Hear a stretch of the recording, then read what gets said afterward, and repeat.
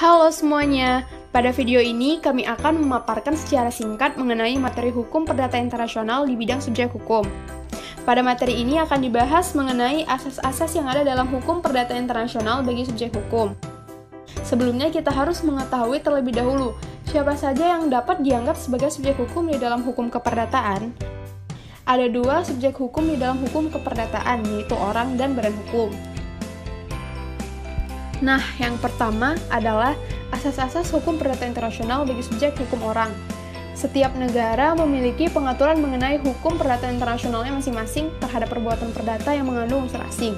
Ada asas yang berbeda yang dianut masing-masing negara dalam menentukan aturan hukum mana yang akan digunakan subjek hukum di negaranya saat terjadi perbuatan perdata yang mengandung unsur asing. Menurut Ari Purwandi dalam bukunya yang berjudul Dasar-Dasar Hukum Perdata Internasional, asas tersebut adalah 1. Asas nasionalitas atau kewarganegaraan. Menurut asas ini, status personal seseorang ditetapkan berdasarkan hukum kewarganegaraan atau lex patriae orang tersebut. Hukum asal atau hukum nasionalnya ini tetap mengikuti dimanapun orang itu pergi. Jadi di sini hukum personil dari seseorang adalah hukum nasionalnya, hukum yang ditentukan oleh nasionalitasnya. Setiap warga negara ini tetap tunduk di bawah hukum nasionalnya dimanapun orang itu pergi mengenai status personalnya. 2. Asas teritorialitas atau domisili. Menurut asas ini, status dan kewenangan seseorang ditentukan berdasarkan hukum domisili atau hukum tempat kediaman permanen orang itu.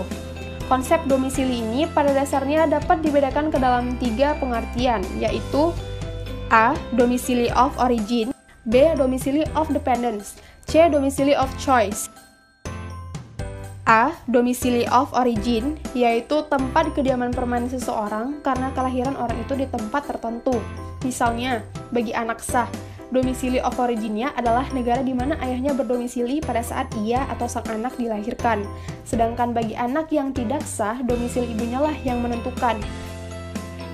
B. Domisili of dependence, yaitu tempat kediaman permanen seseorang karena tergantung pada orang lain. Misalnya, anak-anak di bawah umur mengikuti domisili orang tuanya, atau istri mengikuti domisili suaminya. C. Domisili of choice, yaitu tempat kediaman permanen seseorang yang dipilih orang itu atas dasar kemauan bebasnya. Yang kedua adalah asas-asas hukum perdata internasional bagi subjek hukum berupa badan hukum. Menurut Ahmad M. Ramli, dalam bukunya yang berjudul Status Perusahaan dalam Hukum Perdata Internasional, teori dan praktek hukum perdata internasional yaitu: yang pertama adalah asas nasionalitas atau domisili pemegang saham. Nah, asas ini beranggapan bahwa status badan hukum ditentukan berdasarkan hukum dari tempat di mana mayoritas pemegang sahamnya menjadi warga negara atau berdomisili. Yang kedua, asas Center of Administration or Business. Status badan hukum tunduk pada kaidah-kaidah hukum di tempat yang merupakan pusat kegiatan administrasi badan hukum tersebut, atau tempat di mana badan hukum memusatkan kegiatan bisnis dan manajemennya. Yang ketiga, asas Place of Incorporation.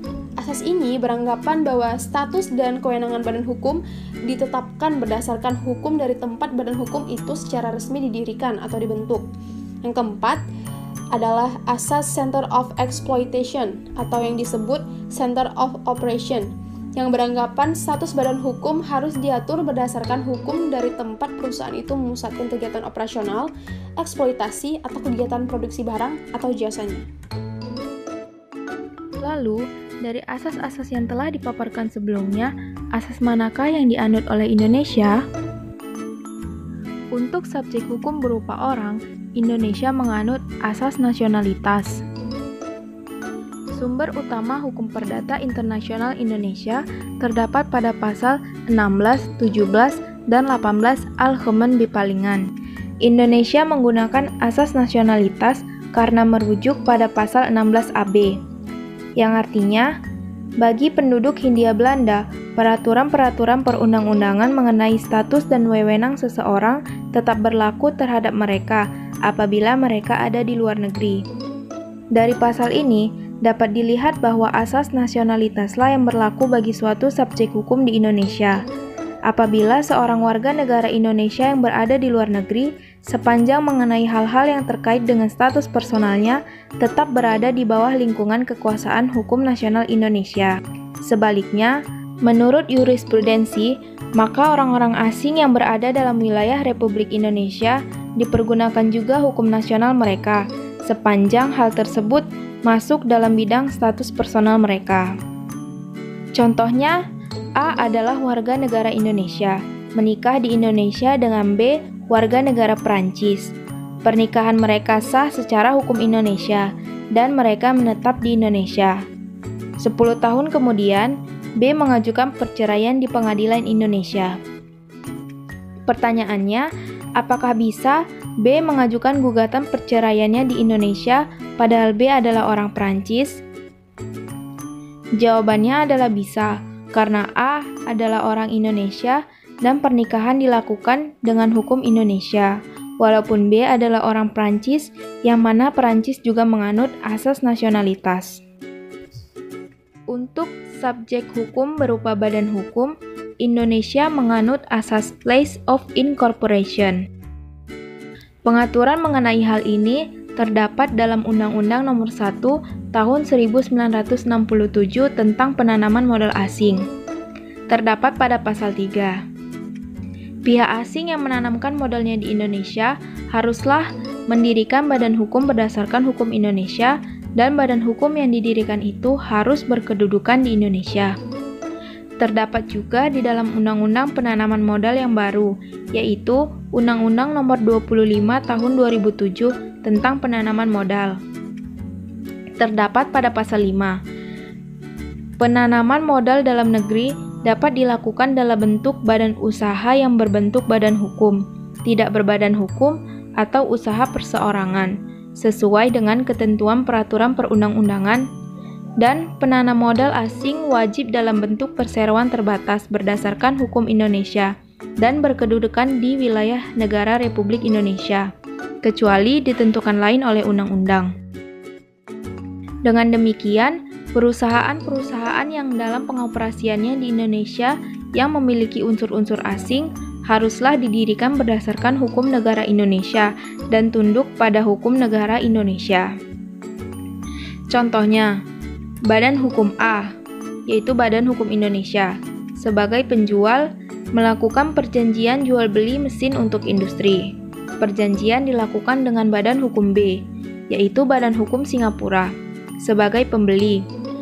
Perjanjian dilakukan di Indonesia dengan menggunakan hukum Indonesia.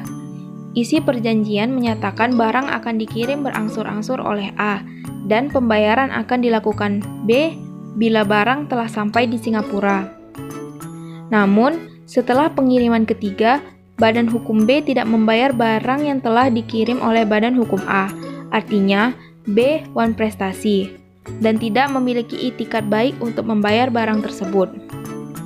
Maka A menggugat B di pengadilan Indonesia, dan B diadili dengan hukum Indonesia. B bisa digugat dan diadili di pengadilan Indonesia karena A merupakan badan hukum Indonesia, penandatanganan perjanjian dilakukan Indonesia, dan menggunakan hukum Indonesia. Maka B dapat diadili di Indonesia walaupun B merupakan badan hukum Singapura. Demikianlah pemaparan kami tentang hukum perdata internasional di bidang subjek hukum. Semoga dapat bermanfaat bagi kita semua. Terima kasih.